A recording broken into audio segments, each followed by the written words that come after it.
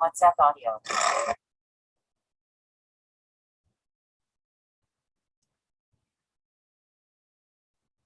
Well, I think we are live right now. Great. And oh my gosh, I did that without a hitch. There we go. See, getting better every time. Hi, everyone. This is Toni Weel and Sarah from Virtuous Unicorns. And this is now, I think it is our fifth health Q&A, where we do our best to answer your life questions.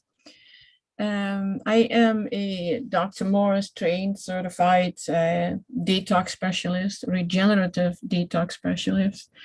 And although I of course, I constantly keep learning from Dr. Morse, there are always new things. There's always more to learn. But there are questions that are coming up, and we do our best to answer them. Let's say it that way. Did you have anything, Sarah? Just hello, everyone, and very happy to be here again, and looking to help everyone find their way along this path too. It is you had a question actually about sleep apnea, and that was interesting because that came up with one of my clients. Like, we can heal so many things, and can we heal that? So when you think about what is snoring and what is sleep apnea, we know the allopathic industry, shall we call it an industry? They have all kinds of solutions that are not really helping or healing. And when you look at the cause of sleep apnea, it's just a whole bunch of mucus in your body, in the head area, in your throat, in your lungs. And once you start cleaning that out and you start detoxing, the sleep apnea and the snoring goes away. I've seen it with myself. I hear it with my husband, who snorts, and not anymore. And it's always going back to the same thing. Get your kidneys to filter, get the lymph moving, get all that mucus out, detox, and there we go. So some really, really tough topic, because sleep apnea is actually quite scary. I've had it that I was listening to my husband breathing, and I was like, well, he didn't breathe at all for like 10 seconds. This is weird. Goodness. Yeah. And it always woke me up. Mm. And it's sleep apnea, it's just the stopping of the breathing. But, and you go, why is it stopping? And it's just, you're full of mucus. And he was. And we tried different pillows in different sleep positions, and nothing really helped until detoxing. So it was that easy. That's wonderful to hear. Yeah, and you know what? It is where you always start. It's always starting with the detox and getting your body healthier, so you can you just take care of the symptoms. And everything that that allopathy or allopathic doctors come with is devices to help you sleep or get rid of. No, you never get rid of the sleep apnea if you don't detox and get rid of all the mucus in your body. But I'm always amazed that it's never a healing they come up with, but always a treatment for the rest of your life. Yeah, the sleep, I don't even know what they're called, the machines that they give you for your sleep apnea. Yeah. I just always wonder too, are there long-term effects of using that? I have read things and seen things about when they are dirty, if you don't care for them properly, are you inhaling, maybe some kind of moldy water, moisture that's been kind of sitting there? That kind of stuff. So I didn't know what there would also be any kind of long-term effects about not actually helping to correct your sleep apnea and snoring too. True, and I assume that mold would have an effect also. I know of a friend who is in a moldy house, and mold was everywhere, and she just had to get out. I was thought I was in a moldy house, but we had a new test, and now we found out there's no mold, or way within limits, and the same as it is outside in the house. So I'm like, okay, that's one thing I don't need to worry about, because it can be rather worrisome. And with mold, our houses are windows are closed, and usually not open, especially not in hot Florida. And we live in a mining area, so you don't want to get to breathe that stuff in. So you have your air conditioning that is supposed to get the inside to the right, humidity. Mm-hmm. But if you have closets that are, there's no window in it, nothing opens, and air conditioning is not coming in there, doors is closed, and it's full, can you get mold in there? I did, especially on my leather motorcycle jacket. Oh no. Yep. So and the solution then is that is not the kind of mold that really affects us really bad or affects us at all. I think I've always seen that. Isn't that, I don't even know what kind of mold it is. I never wondered about that. And with that mold test, there were about 20 different things that came up. And some were toxic, others not, because they're just in the environment anyway. But it is, sometimes we need to open the windows and put, I have in the closet now, and what is it, dehydrator? It takes the water out. Yeah, dehumidifier. Yeah, dehumidifier. Good, thank you. That is the word. And it takes about, in a day, it takes about half a liter of water out. I didn't expect that. Yeah, we keep dehumidifiers in our tack room for our horses, just to make sure that none of the saddles get covered in mold too, especially during the summertime. And the ones that we actually keep in the house, you have to make sure that those are kept properly too, because they'll grow mold all over them too. So even in the best environments, I mean, there's definitely mold all over. Yeah, and I think, our bodies have been adjusting to so much junk, and we're still here. So if you knew what is all in the air, as in spores and molds and funguses, man, I think you don't want to know. Yeah, it's kind of scary when you really think about it. But at the same time, that just shows you how much of a miracle our bodies are, how much they can have thrown at them, they can go through every day, the exposure we do to them, and yet they still make it 80, 70 years or whatever until they really start falling apart for most people.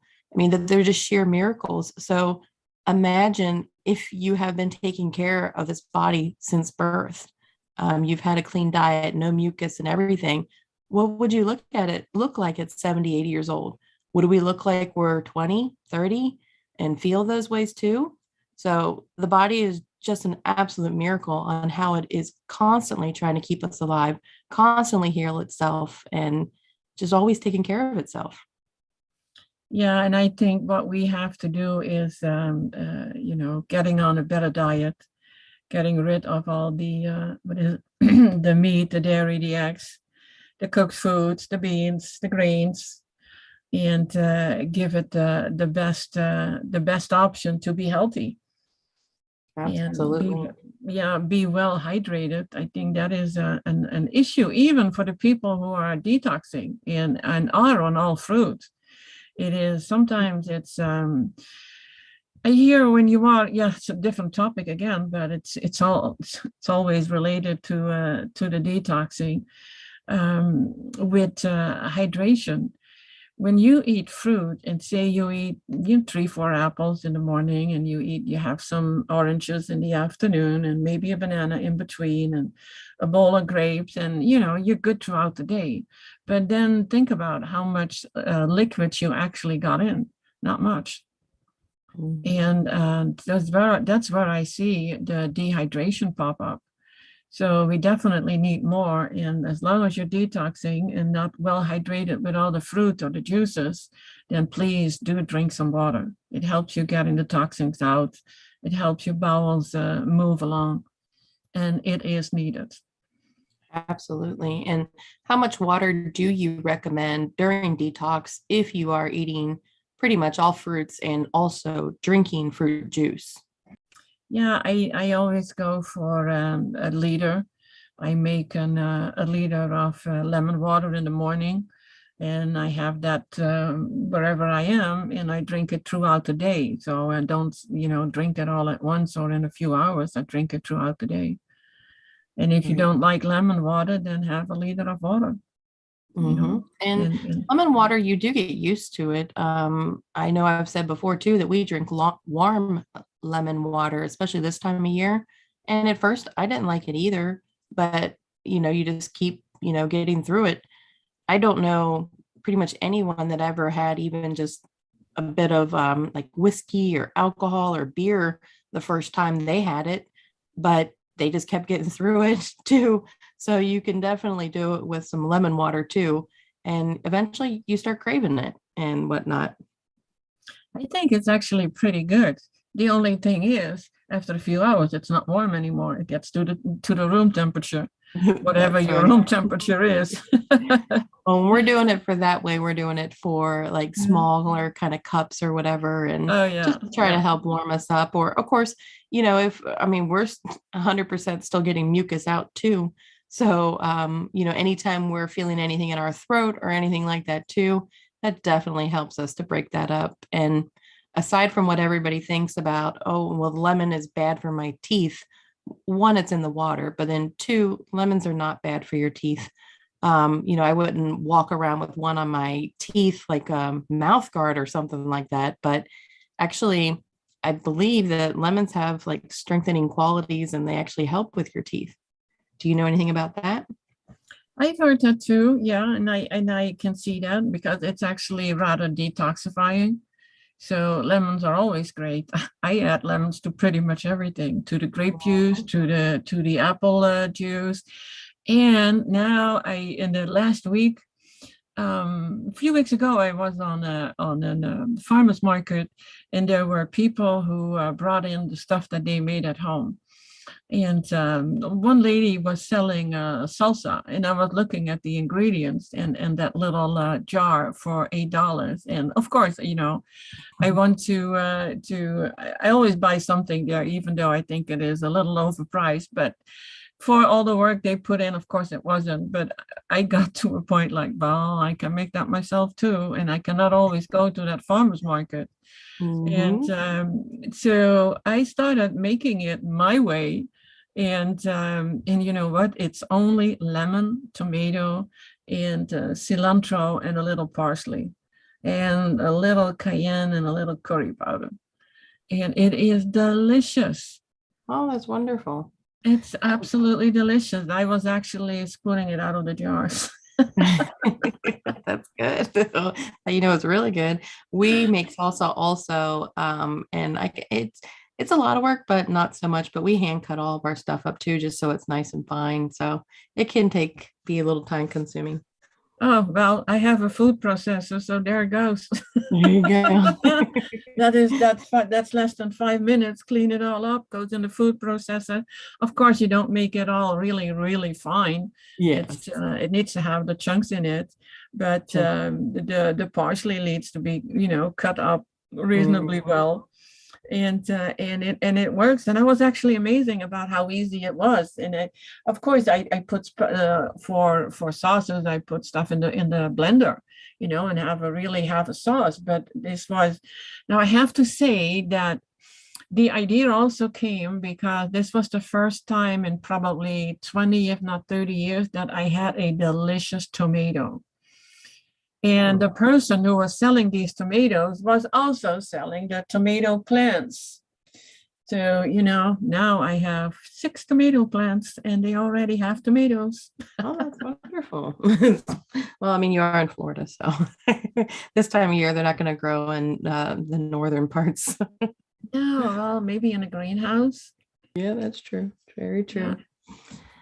So, Yeah. yeah. So for sleep apnea, the best thing that we can possibly do, as Tony said, is it all begins with detox. And I think, it's definitely something we're going to push on the people that we know that have it. And I mean, it is really that simple then, huh? Like almost everything leads to just starting with detox. Yeah, we do need to clean out any congestion in the body and get the lymph moving. And we can get the lymph moving as soon as we get the kidneys to filter. It's always the key. It's always where it starts. It's always where your detox, your healing starts. Get the kidneys cleaned. Well, I should say get them filtering adequately, because of course, if they would not filter at all, you wouldn't live. But they need to filter better. They need to open up more so you can get the sometimes your urine can look a little cloudy, other times it has strings in it or flakes. Whatever comes out, it's good. And don't worry about what color it is. It is that we need to have some sediment in it. And I have been told you don't want it clear though. Is that true? No, you don't want it clear. Yeah. That means no filtering, That's right? what the doctors say. If you are a meat eater and dairy and eggs, and you find sediment, then it's the proteins in there. But when you are on a cleaner diet and you leave all those things out, you will see that you probably have clean urine the first weeks, maybe even months that you're doing it, and then slowly, you will see more sediment in it. And for some people, it takes, I've seen it, but some people take 2 days, sometimes 2 months or 2 weeks or 2 months. For me, 2 years. It took a while. And still, it's not that easy. And I learned from a dear friend, Lena, to start using parsley. And then I actually noticed that in Dr. Morse's, his kidney and bladder formula, they have parsley in it. And I wasn't even aware of the power of parsley juice. And I'm doing it like a week at a time, and then I stop for 2 weeks and see how it goes, and then I do it again. So don't keep doing it for weeks or months. It's a little too strong for that. But actually, it started tasting kind of nice. Isn't that something, that your taste is changing? Yes. Like what you just said about, with the people with drinking alcohol, you don't like it at first. Well, actually, that kept me from drinking alcohol at all, because I never liked it. Me too. I was like, I have no idea how you all do this. And the other thing is too, is I don't ever consume that much of anything. I have no idea how somebody can drink 12 cans of beer or 24 cans of beer. How can you even consume anything that much in that short of time? I understood that ever. No, me neither. Besides, I don't like the buzz. I like a clear head. I see more, I hear more, feel more, smell more. So that's much better. I like to have that kind of I used to call it control, but it's more powerful, not having that buzz, actually, to have a clear mind. Yeah. So that's one of the benefits of being a little control freak too, is I want to feel like I'm always in control. So I guess that always kept me off the alcohol too. Yeah, the alcohol and the drugs. Yeah, for sure. Oh yeah. The one time that I had an effect from weed. This goes way back.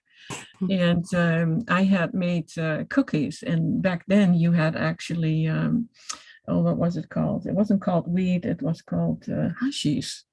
Hashish. I never hear anybody talk about that anymore. So you can imagine how long ago that was. 70s. I made cookies, and the cookies were so delicious. So of course you were playing board games, and we kept eating, and I was like, oh no, here we go. I was outside my body. Wow. And that was the first and the last time. I was like, okay, interesting, but no, I don't like it. No, not at all. Isn't that something? So that is something. Yeah. Absolutely. So I stayed away from that, never made those cookies again. So that was that. And, sometimes experiences just are experiences and they're just another lesson for us. And, that was just something you shouldn't have been on. And your body, it was maybe your body's way of telling you like, okay, you had your experience, but now here you won't want to do it anymore after that, maybe. So, Everything for a reason. People, it was that era where everybody was doing it and I was the only one who wasn't. So I was always the observer and saw the craziness in it. But with those darn cookies, I didn't pay attention. So it wasn't consciously. Yep, that could be And sneaky. we laugh about it now. If you think about it, it is funny. It is funny. And I still had like, okay, if I go to sleep and I wake up, everything is normal again. So that's what I did. Absolutely. As in, I was in my early 20s. Yep. It's funny. It's funny actually. Now, I have been asked about an emergency herbal kit. Can we put that together?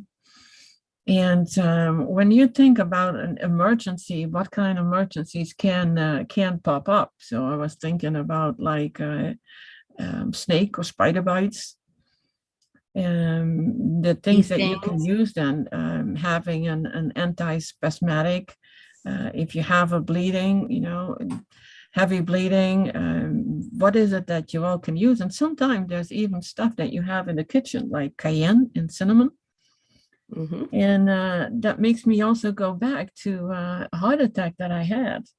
And I am not going to suggest anybody following my lead with that, because I had 2 heart attacks. So I knew what was going to happen the second time I had it, and that was within a 4-year interval.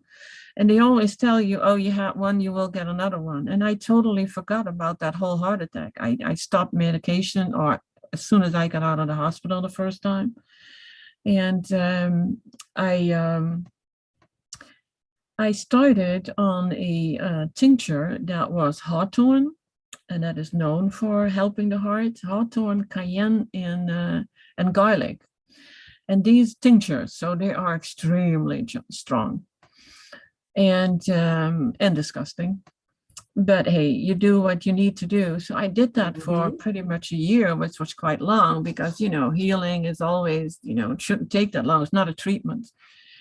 And I stopped, and I don't know what the reason was, why it popped up, and maybe I needed another lesson, everything for a reason. I got the second one. I was home alone, and I felt exactly the same symptoms coming up, and it's scary. It absolutely is. And I was like, I am not going to the hospital. It's not going to happen. And that was, if I die, then okay, then I die. So, but I had those heart drops always somewhere around. I still do. And I took those full dropper under the tongue every 10 minutes. And after an hour, everything was fine. I was very tired, because it tires out the body. But there you can see how extremely powerful those herbs are.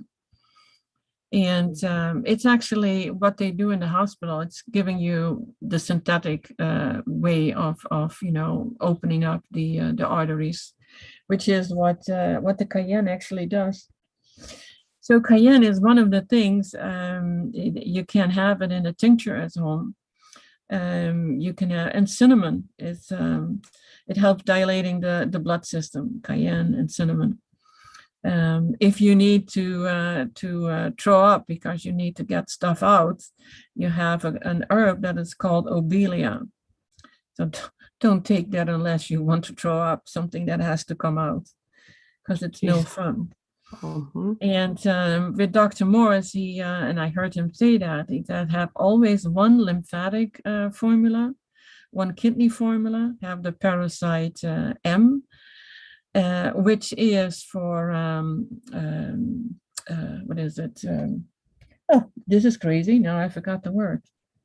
Parasite G is for general parasites. Parasite M is for the. This is pretty bad. I am embarrassed. I forgot what it was. I wish I could help you, but Yeah. I don't know I yet. say it every day. Every day I mention this when I talk with clients about it. And It'll come back. yeah. It is for all the molds, the fungus, the candida. So it helps with that. Microorganisms. See, I just needed a minute. There you go. See? Parasite M is actually that you can take long time, especially in these days when the air is not really that great. And there's another one, and what I've heard is that it grows pretty much everywhere. It's one of the weeds we always pull out. It's called plantain. And no, it's not the plantain bananas. It's a little herb.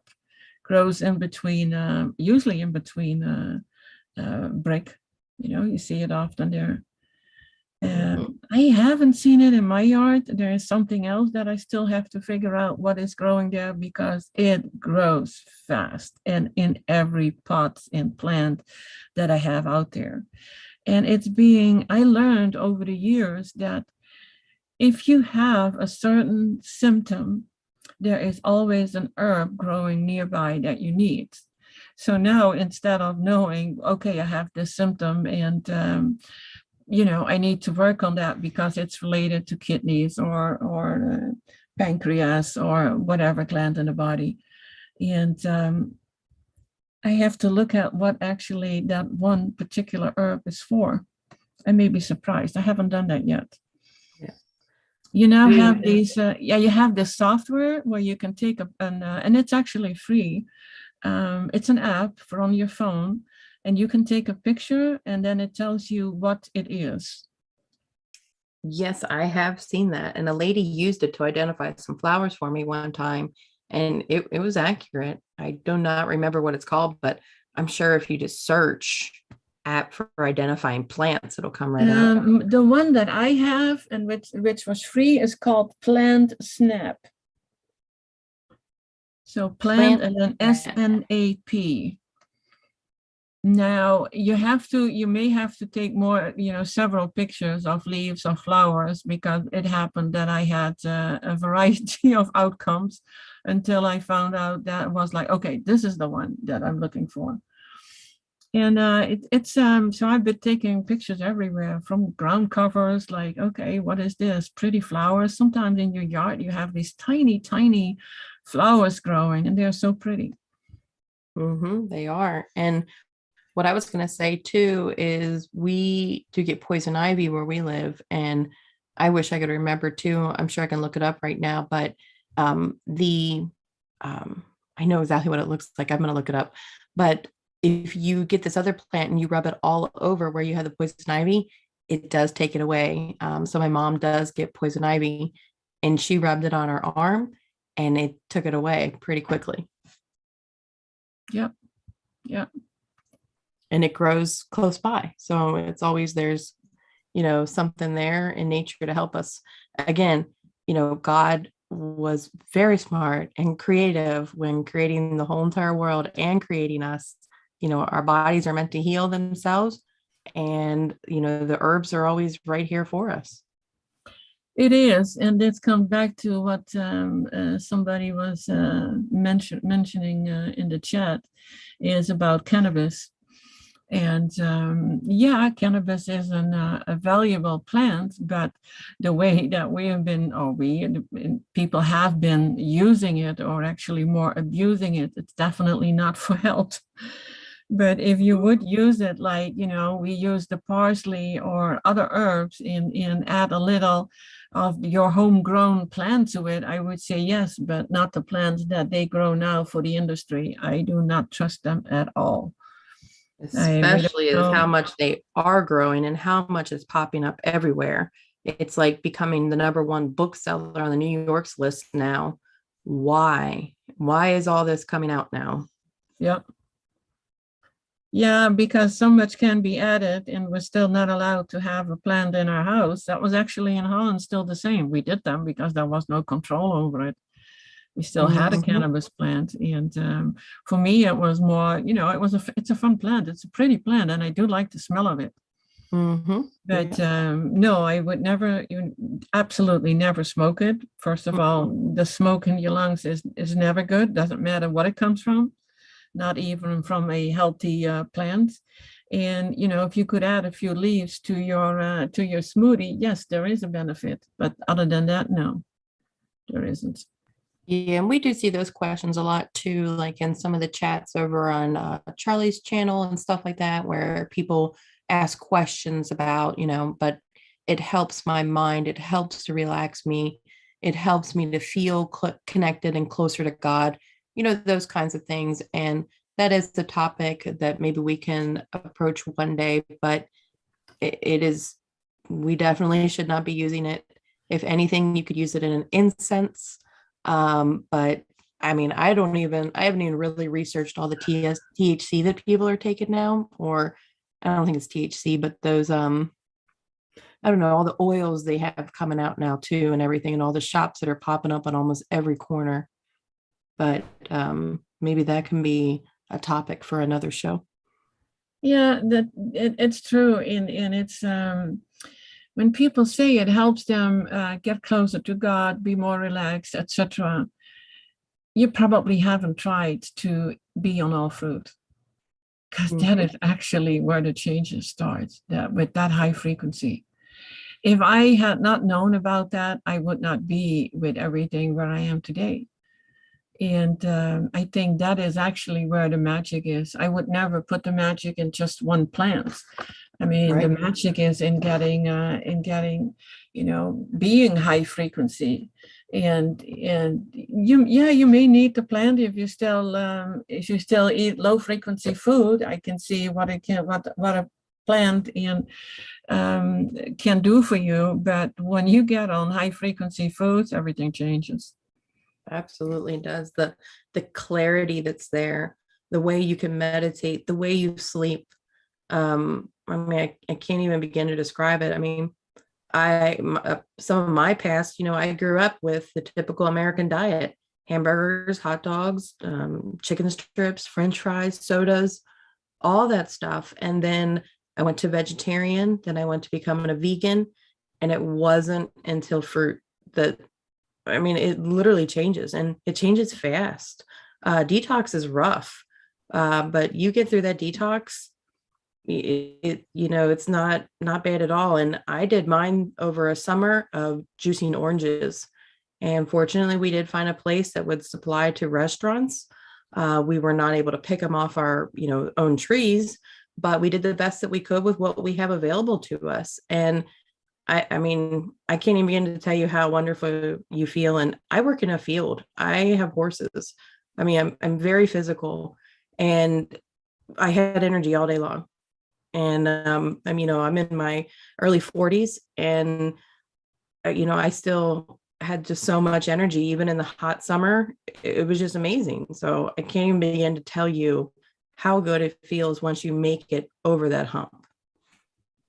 Yeah, and it's probably the hardest thing for people to do. It's like I mention that often. It's so easy to say, oh, you just fruit, berries, and melon, like Dr. Morse always says. You heal your body, you feel great, that's it. But it is so hard to do and to stick to it It is. and It get is. through get through the winter time. And we've touched on that part before. It's like, how do you get through the winter on fruit? Well, there's barely anything there. Mhm.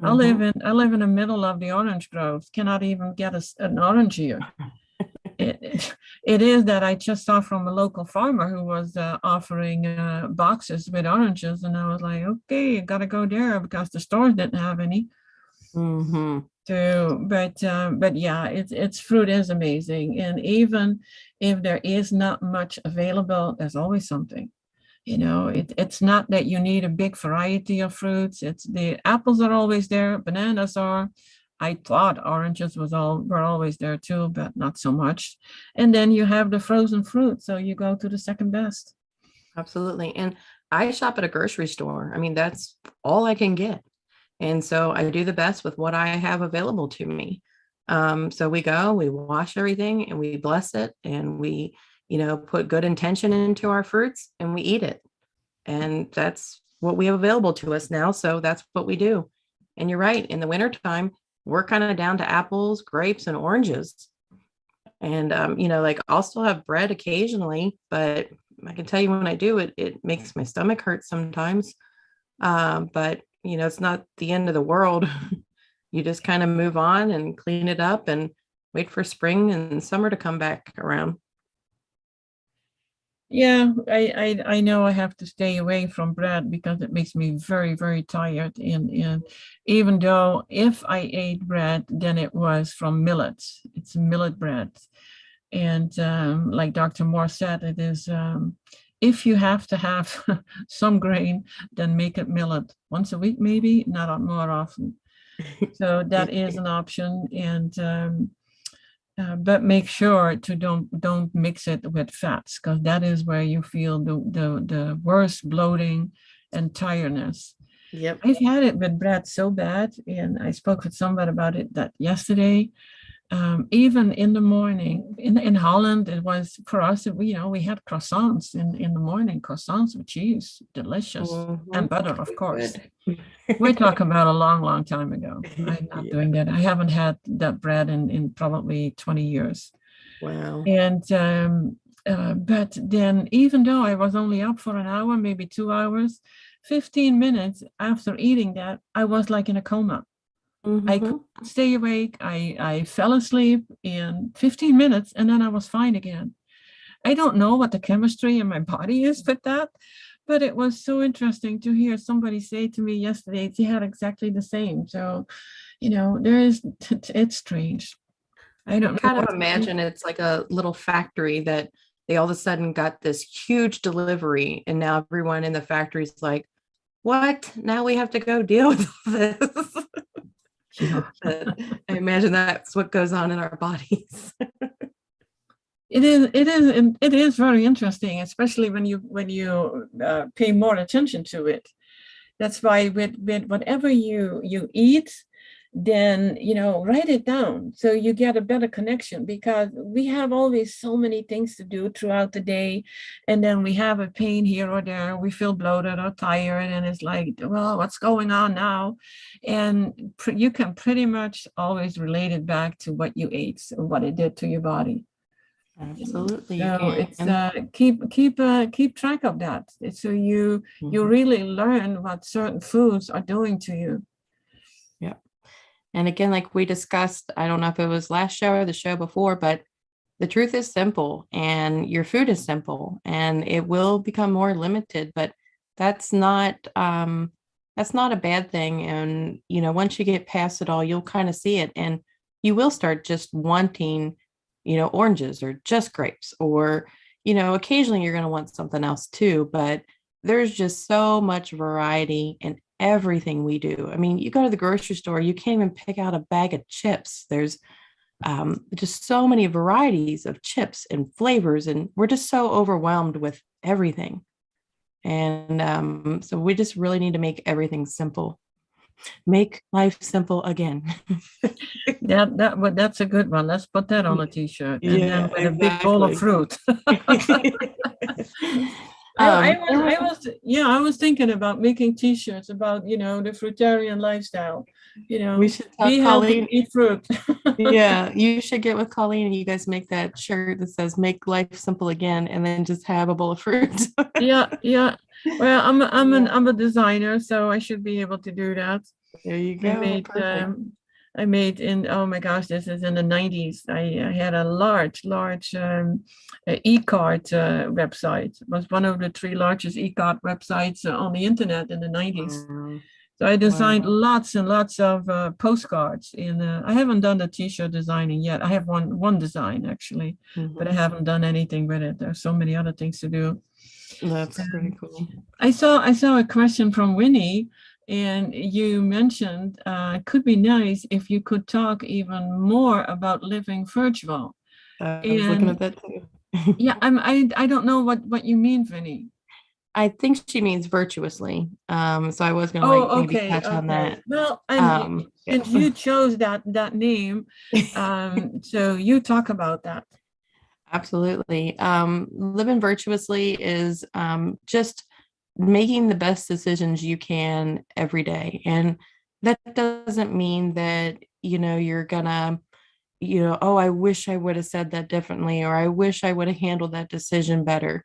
But just knowing that you could have made it differently. And when that opportunity arises next time, that's kind of living virtuously. You are trying to level yourself up every day that you possibly can, and just living closer to God and being more true to yourself in every situation, how you're becoming kind again, how you're taking care of yourself, your animals, your family, friends, just everything. Um, I can remember years ago, and I know my life changed at that moment when I started smiling at people. I was one of the people that always had a chip on my shoulder. I had that resting, whatever face. And I changed just by starting to smile at people. And I swear that is when it was almost like somebody grabbed me and said, "Oh, we're moving to the next level." And I'm not saying that's going to change for everyone, but I had a mindset change at that time too. So not only was I trying to portray it physically on the outside, but I was changing within the inside too. And then from there, it was just like, every so often, you can kind of feel that you move to that next level. Sometimes you fall, but that's okay. I mean, God always loves a trier. And as long as you just keep moving, in my opinion, that is how we live virtuously. You are just always trying, to do the right thing. That doesn't also mean that you let people walk all over you either. You just find that good balance and a good way to respond to people too. But, just trying to do what's always right by God and what's right in your heart.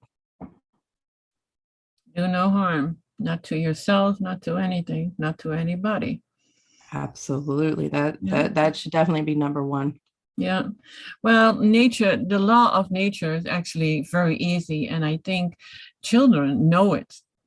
And there's kind of taken away from them. And we do that, Mm-hmm. because we didn't know any better, but now we do know. And Mm-hmm. that's why I find it so amazing to see children, how they respond to certain foods and which foods they automatically are drawn to. It's always fruit. It's never meat or eggs. That's they find that in disgusting actually, and they Mm-hmm. always want to have the fruit. So you can see how natural that is. Mm-hmm. I have my little niece, and they're saying that, well, all she wants to eat is fruit. But we got to try to get proteins in her. And I always say, I said, children know what's best for themselves. They're closest to God.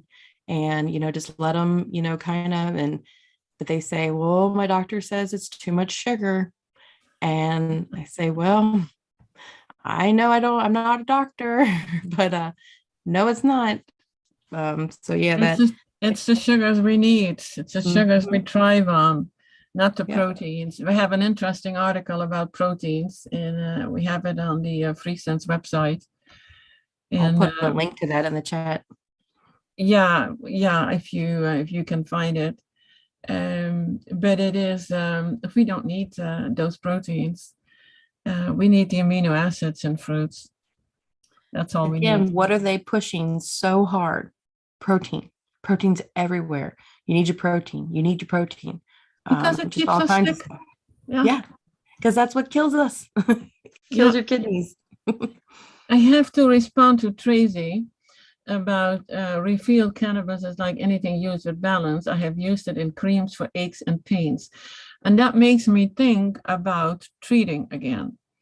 And I can see why you would use that. And I have used it like that too. But you want to take away the cause of the aches and pains. And because you can put whatever cream on it, but it's not that healing. So, we always go for the cause of a symptom. Yep. If this a symptom, whatever pain it is, it's a signal.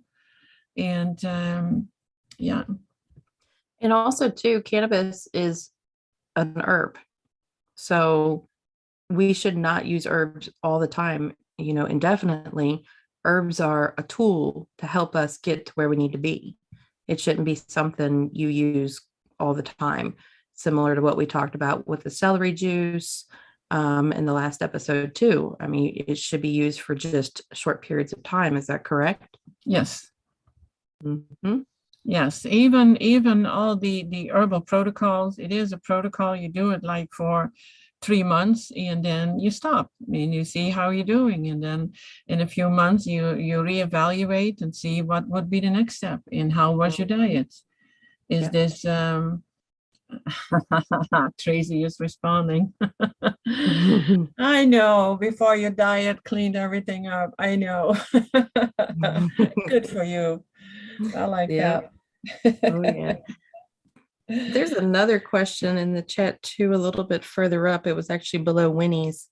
I'm trying to find it now. It's from JAAP Van. I don't know. I'm terrible with names. So the thyroid abnormality works too slowly, and neurofibromatosis type 2 for me, but I am now on fruit. Are you seeing that comment? Yeah, I saw that, and it wasn't really, I didn't see it as a question because I can see that he is already, or she is already on the way to the healing. It's already on his her healing journey. So yeah, there is, you will heal, but you have to be careful in if what you are adding to your fruits. We still used to have a lot of fruit and then have a salad with olive oil. I think I mentioned that before about the discussion about olive oil. Is it toxic? Is it good? No, olives are not good. Can you use it? It's even in Dr. Morse's book. For transition, yeah, but you want to detox, you want to heal. I mean, fruit to me, it's not something you pick ripe from a tree. Although, if you can squeeze oil out of olives. I actually went online and I found a video of how are the olives, how do they make the oils? It's interesting. It's a lot of processing, but it is interesting. And yes, there is oil in it. Even if you eat, I don't know if anybody ever ate really raw olives. They are disgusting. I do not like olives, period. They're disgusting. I tried. I wanted to know, so I bought them at a little health food store. They had to be kept in the fridge. I tried one, and no, they never made it out of the fridge after that. Yeah, I've never liked olives. We're so used, they are in a brine, they are in salt, or they are in oils, or they have garlic added to it to make it palatable, to make it that it tastes good for us because we want a certain taste. Is that the natural taste? No. So does that mean it really is food for us? I don't think so. And sometimes we wonder, well, if it's not for us, then why is it even growing? Well, maybe it's animals. Maybe it is for animals. There are, I know in Holland, we had a big bush that had red berries on it, and we were always told they were poisonous. So we never touched them, not as a kid, not as an adult, because who wants to try out a poisonous red berry? So I still, as of today, I still don't know if they were really poisonous to us. But the birds love them, so I figured, okay, it's bird food. Yeah, they're for the birds. Not everything is made for us. I mean, we only share this earth with many species, so it could be their food. Yeah, exactly. Were they holly bushes by chance? I'm sorry? Were they holly bushes by chance? I don't know. No, I don't think so. No, because I know those. No, it didn't even. It was tiny red, glistering. They had these glistering berries, and they were like on a cluster, and they sound good. How tempting. I had one time I had a bush popping up, and I did not know what it was, and then all of a sudden it was full with berries, and I had not planted it there. And then one of my neighbors said, you have a currant tree there. And that is interesting. Currants? I had never seen the currant berries. Mhm. And so it was in my mind to, okay, I need to gather them all, and I have currants, and I can dry them, I can eat them. I never had a fresh currant. I don't think anybody ever had. We only eat them dry, and I don't even know why. Yep. And the next day they were all gone. The birds got them Oh. in one night. They got them.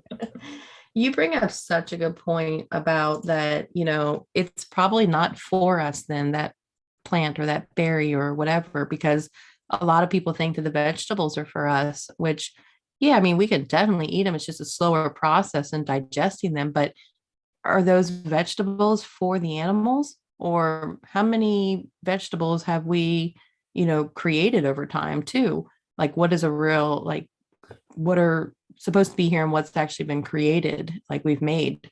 Yeah. But yeah, like they're for the animals then. They're not for us. Yeah, look 100 years back, what was there, in what was growing in the soil. I always look at it, we don't have the nails to dig in the soil. I mean, we do it, but not, Mhm. we don't really have the nails for it. And so I feel whatever is going underground is not meant for me. That's right. And so what we do eat is the above ground, the leafy greens. And they can be actually, the soft leafy greens is not so bad, but all the other veggies, it's pretty tough on the digestive system. It is. So And we have to also cook them down to make them soft. And so it's like, yeah, but I learned over the years you can actually, because when I grew up, you didn't even consider eating cauliflower raw. And I found that when you cook them, they stink. The way my mother cooked them, they mm-hmm, stink. mm-hmm, They have a really bad odor. It's almost like poop. I never liked them. And then they have to put all kinds of stuff on it and sauces to make them edible. And that did not make sense to me. But when I ate them raw, and I thought, hey, that tastes actually pretty good, and making the raw rice of it.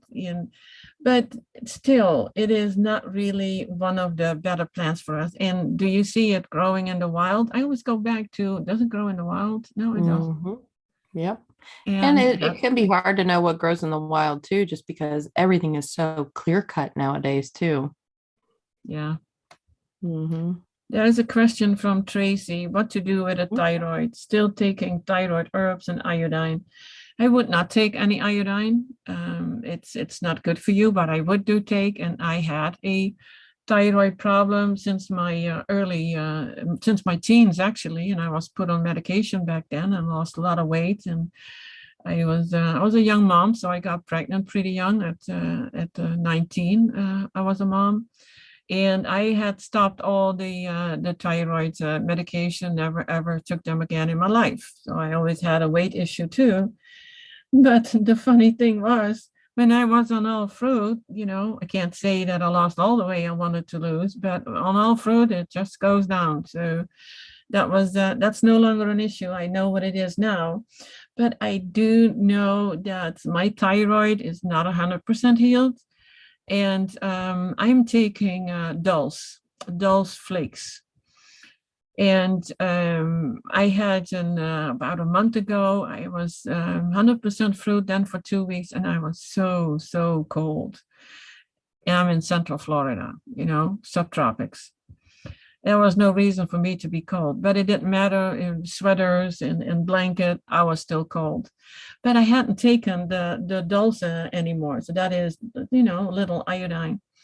I took it for 2 days, and the third days, everything was back to normal. So I'm still in my healing process, because once it is really healed, you don't need the iodine anymore. With the herbs, the thyroid herbs, yeah, you take them for, like what I said, you take them for 3 months and you see how it goes. Are there any changes? Were you before on thyroid medication? Did you have any test? Yeah, I personally, I don't care about the test. I only care about how I feel. Am I cold? Do I have cold hands and feet? Am I irritable? Am I, easily tired? Things like that. So taking, you don't need to replace the herbs. You can take the herbs, but you're not going to take them for the rest of your life. But it takes time. But diet always comes first. It's the first thing that you have to take care of. And detoxing is the most important part. Yeah, we call it detoxing. It should be called a healing diet. I feel it's a healing diet instead of but you are detoxing. Yeah, that sounds good. You're detoxing with a healing diet. I think I keep that one. Yeah, that sounds great. The thing with this detox, or with the words diet, is that everywhere you go, you see, oh, here's a detox diet, 3 days, 6, 9, a month, 3 months, and people think, okay, I'm done, I'm detoxed. But it's not how that works. It's not that here you have a few herbal pills or whatever pills they give you, and including the parasite removals, and then they think that you're detox, and then you go back on the same diet you had before with and even if you're vegan, you can think you are on a healthy lifestyle when you are vegan, but there's a lot of vegan junk food, let me tell you that, a lot. Oh, and processed foods. Yeah, that's that, of course, that is what I mean. And there's absolutely is way too much. Mm-hmm. And Tracy, if you just connect with me, and we can go over the symptoms that you have with your exhaustions and freezing, and I know how that feels. It's not fun. I was kind of like, oh, well, if you're cold, then put on the sweater and put on the blanket, take some hot tea, and you're good. No, I wasn't. So I have to take that back, and I am. Yeah. So do you have any more questions? No, I do not at this time. I think we did kind of cover all the ones that I wanted to go over. I know my number one question that I was getting asked was about the sleep apnea. And, I think it feels like almost everyone I know anymore has it. And whether it's undiagnosed or, has been diagnosed, but the bottom line for almost everything is, I know we sound like broken records, but fix your kidneys, fix your adrenals, get the mucus out, detox. And I don't even know the analogy for it, but I guess like if your sewer system's backed up, which I think I've heard Dr. Morse say, you gotta clog it. Otherwise the crap just keeps floating all around. And if you're not getting that out, then it's literally poisoning the rest of your body and blocking the rest of your body for everything. So isn't that something that you mentioned? You hear that more and more about the sleep apnea. And yeah. it was super, super rare, 30, 40 years ago. That was actually the first time that I heard about it. And now it's like so many more people have it, and we are full with mucus. The bodies are so acidic, and we have to get that out. But now we know how to do it. And it's like the detox symptoms. I hear about that too, with people having a cold or having the flu. Don't suppress it, let it come out, and if you work, take a few days off and rest, and give your body enough energy to do its work. But that is something I do want to touch on. It's about exercising and detoxing. Even if you feel that you can do the exercising when you are detoxing, you're still taking away the energy from your body it needs to heal. So, and that is more important than your exercising. You have your normal exercising, walking out in nature, doing your daily things, household work, some cleaning, whatever you do. So that is all exercising. But doing the extra things in the gym, I wouldn't do that until you're done with your detoxing. And so give your body the energy it needs. It's important. And I don't even know if you should do the gym even after the detox, because, doesn't building the muscle make your body more acidic too? I know we tend to overdo it. Mm-hmm. I've in my 20s, I've done the bodybuilding for women. I thought it was great. Mm-hmm. I had lost some weight and I wanted to do that, be pretty, etc. But when I think about it now, it's not natural. It's like walking out in nature, that's exercising. That's natural. That's beautiful. But sweating in a gym yeah, the idea that you go into a gym with air conditioning with a whole bunch of other people and you all sweating there on the what do they call these things where you walk on? Ellipticals, treadmills, Uh-huh, all treadmill. that stuff. Yeah, that is the word I was thinking of, on a treadmill. It's Mm-hmm. like, no, it's if you can drive up to that gym, you can also drive up to a park, where you can walk and where you can enjoy the scenery and the sounds and the smells. And Mm-hmm. it's much, much healthier than going in a gym. Yeah. And I know a lot of people are in winter right now too. And so that can be harder. But I would say go walk in a mall, but then you're surrounded by consumerism and that kind of stuff. But I mean, I can still go walk in a mall and be just fine. And maybe talk to people, smile at people, that kind of stuff. And or maybe other people will see you doing that. And then you might inspire more people to do that kind of stuff too. But when the weather gets nicer, go work in your yard, go help a neighbor, just donate your time at a barn or a shelter or something and try to get your exercise and everything in that way too and build muscle naturally. I actually have to laugh a little about what you Mhm. say, when the weather is getting better. Until 20 years ago, I lived in the Netherlands and I had dogs. Rain or shine or snow or storms, we walked. We were out in nature. We have lived in an area where we could walk there, but sometimes we want to have the dogs run and then put them in a car, went to a nearby big nature area. The dogs were playing on the ice or in the water or in the snow, whatever, but we walked. I mean, dress up for cold weather, it's good for you. Don't Yeah. stay in your house because, oh, it's cold, I don't want to go outside. And I see that a lot here. It's Mm-hmm. like, even if it's cold, you dress for it and you still go out. And God, I wish I had taken pictures of how I was dressed with a big wool coat up to my ankles and shawls and hats and what is it, gloves and Mm-hmm. big boots. But we were out walking. So, Absolutely. yeah, with And our like I said, dogs. yeah, Yeah. I have horses, so I'm out in the barn every single day, 2, 3 times a day. And you just do it. And I do think that it does make us, a little bit more hardier. But at the same time, yeah, I know we're supposed to live in warmer climates, but again, I'm just doing the best with what I am able to do, what I have at this time. So yeah. Yeah, but it was just the idea about thinking, with the exercising and not going out in the Yeah. cold, because I know you want to keep you stay warm. But it Mm-hmm. was actually, I enjoyed it. I enjoyed being out, and we did it for about an hour. We always walked, what was it, 3 to 5, 6 kilometers, Mm-hmm. and it was fun. And red nose, yeah, and your toes start hurting because it was Mm-hmm. cold, but Oh, yeah. still, it's I like the season. That was the first thing that I missed here in Florida.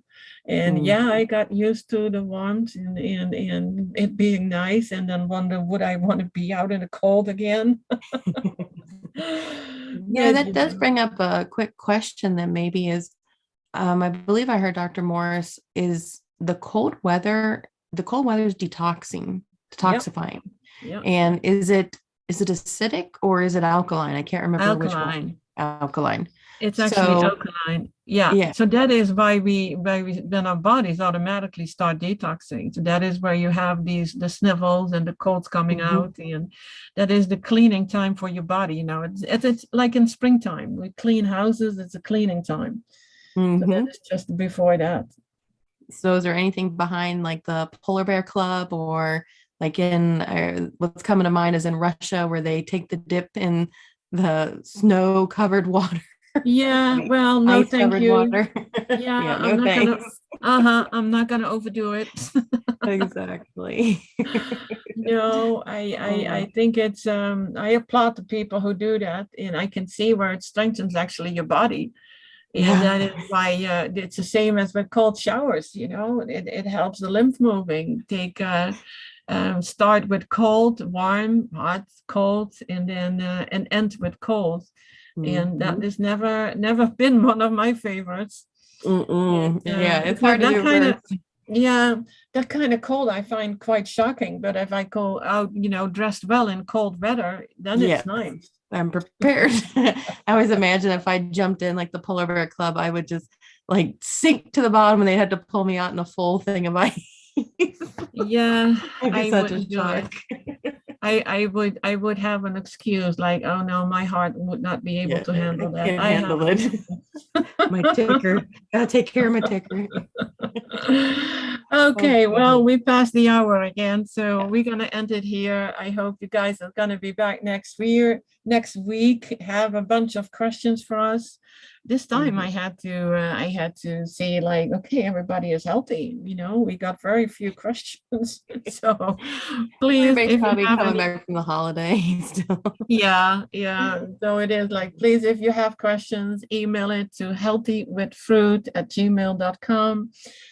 Also, the email to further connect with me if you want to talk and fill out the health questionnaire, and we go over that together and get you going on your healing journey. I love to help. And Sarah, again, thank you for being here and helping me out. Always a You are pleasure. amazing. So thanks. And Thank you. till the next time, everyone. Thank you, everyone. Bye bye.